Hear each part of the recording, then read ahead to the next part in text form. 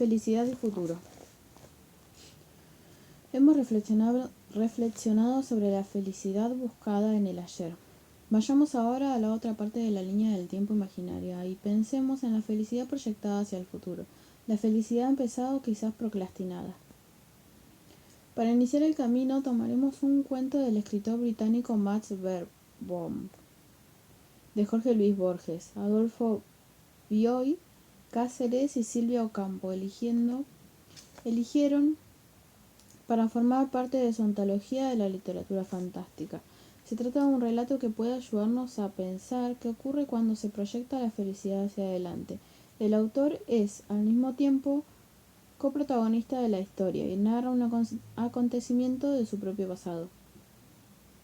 Todo comenzó el 3 de junio de 1897, cuando Max Beerbohm comparte un almuerzo con Enoch Soames, un joven poeta que se encuentra deprimido ante la falta de reconocimiento de su obra.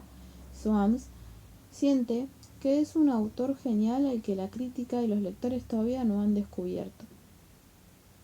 Y a pesar de su fracaso actual, manifiesta la certeza de que lo que espera un futuro trascendente donde su nombre será famoso. En su presente sufre la falta de interés que ha generado su literatura, pero está seguro de que en un tiempo su tristeza se volverá felicidad. En una mesa cercana alguien lo escucha, el desconocido se acerca y se presenta, se trata del diablo, y quien le hace una propuesta desafiante. A cambio de su alma, el demonio se compromete a transportar a Soames 100 años al futuro para que pueda pasar una tarde en el Museo Británico, en cuya sala de lectura podrá descubrir cómo ha sido tratado por la posterioridad. Luego del tiempo acordado, devolverá a Soames al mismo restaurante, en la misma fecha, en el instante exacto en que se encuentra ahora y cobrará su pago. Dispuesto a comprobar su éxito futuro, el escritor sella el acuerdo con el diablo y desaparece. Al instante se encuentra en la biblioteca del museo donde busca su nombre sin éxito. Continúa la pesquisa hasta que, ya nervioso, pregunta cuál es el mejor libro moderno sobre los grandes escritores de la literatura de a finales del siglo XIX. Le indican que T. K. Upton Soames. Pide que se lo entreguen y comienza a arrastrar su nombre hasta que por fin lo encuentra. Luego de leer el comentario, lo copia en un papel y aguarda a que se cumpla el plazo pactado con el diablo. Así regresa al bar donde Beerbohm, que lo espera sentado en la misma mesa, le quita el papel que ha traído del futuro y lee. Un escritor de la época llamado Max Beerbohm, que aún vivía en el siglo XX, escribió un cuento en el que relató un personaje imaginario llamado Echo Soames, un poeta de tercera categoría que se cree un gran genio y hace un pacto con el diablo para saber qué pensaría de él la posteridad. Es una sátira algo artificiosa, pero no carente de valor, en cuanto me muestra hasta el punto que se toma en serio los jóvenes de la década. Beerbohm le dice que debe tratarse de una equivocación, pero Soames sabe que no hay error posible. Se enreda en una acalorada discusión que es interrumpida por la llegada del diablo, quien sin dudar se lleva a Enoch Soames a sus dominios infernales. Cito el final del cuento: «Haga lo posible», fue la plegaria que me dirigió en el preciso instante en el que el diablo lo sacaba bruscamente por la puerta. «Hago lo posible por hacer saber que yo he existido». Un segundo después salí yo también.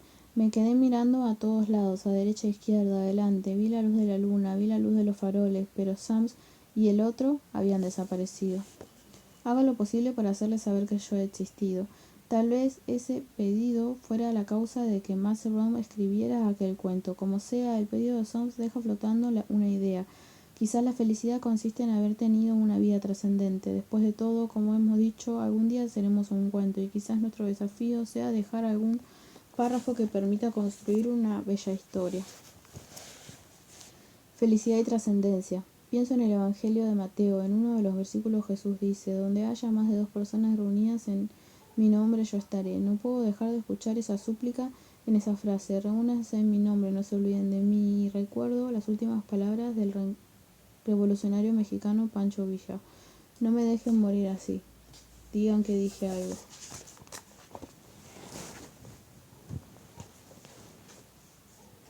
Pensar la felicidad como meta, como destino, no se opone a la idea de la vivencia primaria de satisfacción. Por el contrario, también cuando buscamos la dicha de un futuro anhelamos el reencuentro con ese momento pasado donde supuestamente nos sentimos completos y fuimos felices. Soms creía que si sus letras hubieran alcanzado la gloria póstuma, alcanzaría la felicidad.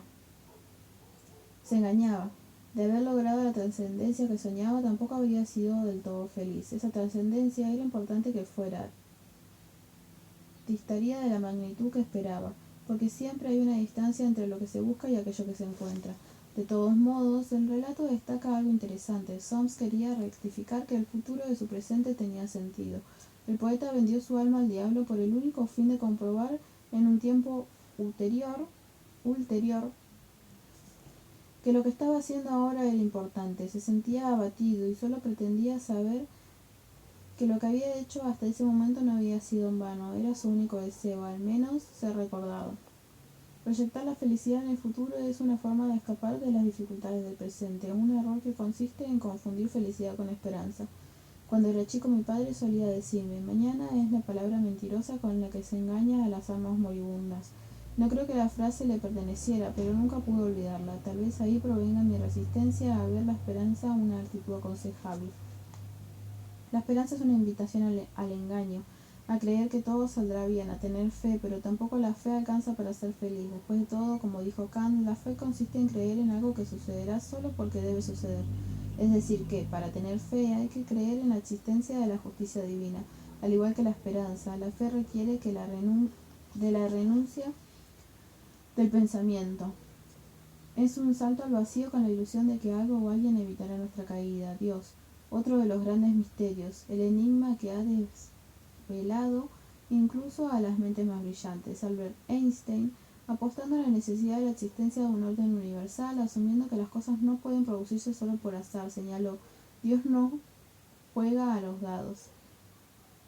De manera maravillosa, Woody Allen le respondió que es cierto, Dios no juega a los dados, juega a las escondidas, es decir, ¿dónde está Dios? Esta asociación no me pertenece, es el querido maestro José Pablo Feynman. Hace poco alguien me dijo que no creía en Dios, sino que pensaba en él. Enorme diferencia, porque la creencia se detiene ante el misterio y acepta que la respuesta es imposible de demostrar. El pensamiento, en cambio, se pone en movimiento. Una creencia no puede ser refutada, el pensamiento sí. No se puede discutir con quien cree, sí con quien piensa. Fe, creencia y esperanza son palabras peligrosas. La fe implica creer sin cuestionar, la creencia acepta sin poner a prueba, la esperanza queda inmóvil a la espera de que algo llegue. Actitud que atenta contra la vida. Borges habló acerca del soborno del cielo, la resistencia a pensar que de existir Dios fuera tan tonto como para salvar a alguien solo porque creyera en él. La fe no alcanza para salvar a nadie. Como sostuvo Pablo de Tarso, la fe sin actos es vacía. Comparto esa idea. Me gusta pensar que si alguien evita el infierno no es porque ha tenido fe, sino porque su vida, su lucha y sus actitudes han sido nobles, aunque nunca haya creído en nada. Porque nos acerca a otra provocación en relación al provenir, al cielo prometido como un lugar último de felicidad. En un artículo llamado Del cielo y del infierno escribe: para casi todos los hombres los conceptos de cielo, de felicidad son inaceptables. Los teólogos definen el cielo como un lugar de eterna gloria y ventura. Y advierten que ese lugar no es el dedicado a los tormentos infernales. Voltaire, al final del siglo XIX, proyectó un cielo en el que todas las cosas se frustran ligeramente, ya que nadie es capaz de tolerar una dicha total. Y más adelante nos acerca la reflexión de un teólogo inglés, Leslie Waterhart. Arguye en el infierno y en el cielo no son localidades topográficas, sino estados extremos del alma. Propone la tesis de un solo heterogéneo ultramundo, alternativamente infernal y paradisíaco, según la capacidad de las almas. Escribe que la directa persecución de una pura y perpetua felicidad no será menos irrisoria del otro lado de la muerte que de éste. El dolor del cielo es intenso, comentan, pues Cuanto más hayamos evolucionado en este mundo, tanto más podremos compartir en él otro lado de la vida de Dios. Y la vida de Dios es dolorosa. En su corazón están los pecados, las penas, todo el sufrimiento del mundo. Mientras quede un solo pecador en el mundo, no habrá felicidad en el cielo. Una frase que apunta al mañana, pero nos estremece aquí y ahora. La esperanza es otra de las formas de depositar la felicidad en un futuro. Según esta mirada, seremos felices más adelante, cuando consigamos nuestros sueños. Es una utopía. Si no logramos ser felices en el recorrido que conduce a esos sueños, no lo seremos nunca, porque, como hemos dicho, cuando los alcancemos, el resultado jamás estará a la altura de lo soñado. La esperanza y la fe se parecen. Ambas requieren una creencia sin pruebas. La fe es una verdadera paradoja, porque nos invita a renunciar a aquello que nos hace humanos. La razón, aunque solo un ser humano, es capaz de tener fe. Los animales no la necesitan porque carecen de la idea de muerte, no tienen culpa por lo que han hecho en el pasado ni temor a aquello que los espera en el futuro. Felicidad, esperanza y fe son inventos de nuestra especie. La felicidad nos hace humanos porque, como sostuvo Comte Sponville, su imposibilidad nos distingue de los dioses, su aspiración de los animales. Es decir, nunca seremos felices porque somos imperfectos, porque siempre nos faltará algo y jamás dejaremos de perseguir la felicidad porque sabemos que algún día moriremos. Casi, sin darnos cuenta, ha ingresado en este libro un pensamiento más. André Comte Sponville, ¿cómo no habría de hacerlo en un texto que piensa de la felicidad? El filósofo francés escribió un libro llamado La felicidad desesperadamente. Lo sobrevolamos en El precio de la pasión. Tomémonos ahora algo más de tiempo. Comte Sponville parte de la definición de Epicuro. La filosofía es una actividad que mediante discursos y razonamientos nos proporciona la vida feliz. A partir de la afirmación del autor concluye que el filósofo es un buscador de la felicidad, aunque no a cualquier costo, porque hay algo que ama aún más que eso, la verdad. Es decir, que el filósofo quiere ser feliz, pero no está dispuesto a engañarse. Según él, solo es el filósofo el que prefiere una verdadera tristeza que una falsa alegría, una postura que no avalaría cualquier tipo de terapia, pero sí el psicoanálisis, porque en tanto que algunas técnicas terapéuticas buscan que el paciente sea feliz o al menos encuentre bienestar de cualquier manera, el analista prefiere llevar al paciente a aceptar una verdad que duele antes que sustentar una dicha basada en la mentira. No es un detalle menor, es una postura que define la ética del analista. Es obvio que el análisis, como todo en la vida, tiene un límite. En ocasiones el límite lo impone el mismo paciente que elige hasta dónde quiere avanzar. Freud advirtió que los riesgos del futuro curandis, es decir, del peligro del profesional avance más allá del punto donde el paciente dice basta. Por lo general se cree que la frase hasta aquí llegamos la pronuncia siempre el analista. Es cierto dentro del marco de la sesión, pero en cuanto al fin del tratamiento, muchas veces es el analizante quien decide darlo por concluido. Tiene derecho a hacerlo, es su vida, y él decide hasta dónde quiere profundizar. A diferencia de la meta planteada por Epicuro, el analista no persigue la felicidad de su paciente, sino la posibilidad de que logre una vida diferente a la que tenía, sin tantos padecimientos y cercana a sus deseos verdaderos. Es posible que de esa manera alguien sea un poco más feliz. Pero parafraseando a Freud, esa felicidad no será el fin buscado, sino que vendrá por añadidura. Avancemos un poco sobre el texto de Comte Sponville. Lo esencial es no mentir y, antes, no mentirse sobre la vida, sobre uno mismo, sobre la felicidad. No he tomado estas citas de manera caprichosa, lo hice porque plantean un desafío similar al que propone el análisis. Al comenzar el tratamiento es habitual que el paciente no sepa bien quién es. Hemos dicho que es el sujeto humano, el hablante, no nace con un ser y debe ir construyendo su identidad a partir de las identificaciones sucesivas. Gestos, palabras, mandatos y actitudes que toma de las personas significativas de su vida, padre, madre, hermanos, abuelos y maestros. Estas le permiten armar algo que lo representa y que denominará yo, pero, como se ve, se trata de un armado falaz, de una personalidad engañosa, como lo indica el nombre. En el origen del teatro griego se denominaba persona. a una máscara que utilizaban los actores para amplificar y modificar su voz y esconder su verdadera identidad. Así daban vida a sus personajes, es decir, que la persona no es más que un disfraz, un engaño que el análisis intenta derrumbar con sus preguntas. ¿Esta es la verdad? ¿Lo que desea? ¿Por qué se hace tanto daño? ¿Quién es usted realmente?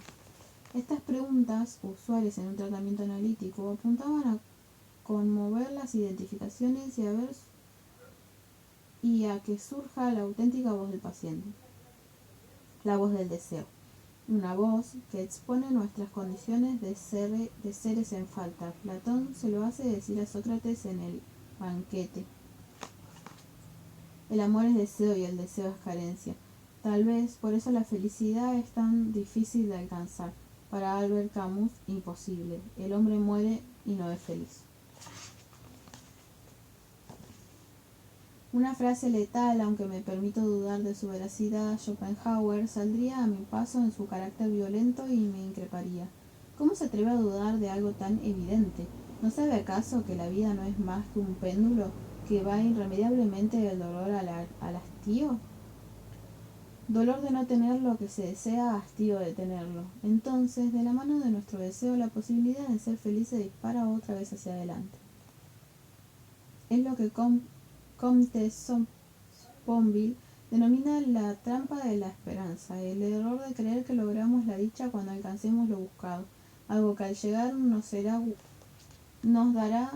dejará gusto a desengaño. He visto muchas personas deambular del anhelo al aburrimiento. Me atrevo a decir que la mayoría transita su vida sin poder cortar el círculo de frustración que no deja lugar para la felicidad presente. Entonces se apela a la promesa de que una felicidad futura, un territorio incierto y desagradable. No está mal tener proyectos, después de todo es lo único que nos separa de la muerte, y quizás la felicidad se geste en el esfuerzo, en el recorrido, en la entrega, en cada paso que nos acerca a lo deseado. Creer que seremos felices al final del camino es un pensamiento mágico, un gesto de autoengaño.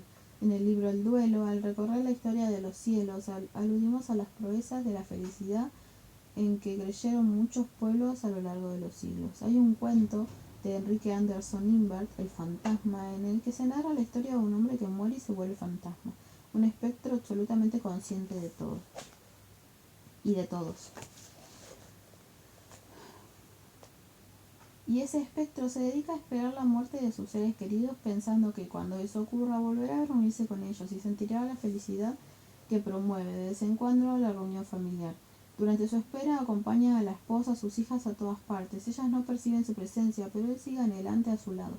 Cuando llega el invierno su esposa se enferma. El protagonista desea con todo su ser que muera, con la esperanza de que por fin podrían reencontrarse. Sin embargo, al morir, el fantasma de la mujer es tan invisible para él como sus propias hijas. Cito a Anderson Imbert. Queda otra vez solo, más solo aún, puesto que ya no pudo ver a su mujer.